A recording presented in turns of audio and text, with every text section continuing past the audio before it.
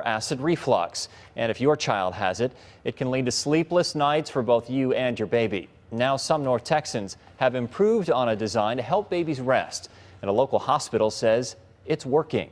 New at 5, NBC5's Kim Fisher has the story. Some of North Texas's tiniest patients can be found right here in the neonatal care unit at Methodist Dallas. Many of whom have problems with feeding, respiratory issues, and a condition called gastroesophageal reflux. Dr. Harold Collini says when those things occur, he prescribes a wedge. But this is a different kind of wedge than any of those in the past. Really, the wedges that were out there were just basic triangular shaped and were not meeting the needs of the baby and causing orthopedic issues. So Rosalind Troop, her husband, and her friend Robin Elkin created the Rescue Infant Wedge. Now this is a new version of the wedge. As you can see, it has the front and the back, so it's reversible.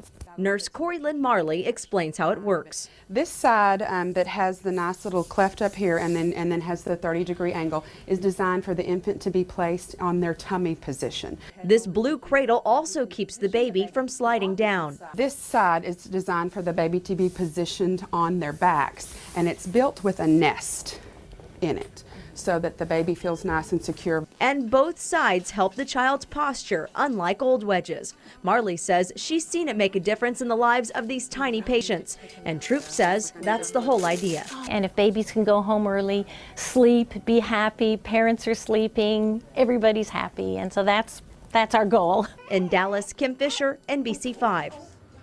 Clever. Doctors say the wedge can also be used at home, which means the baby can leave the hospital faster, saving many families thousands.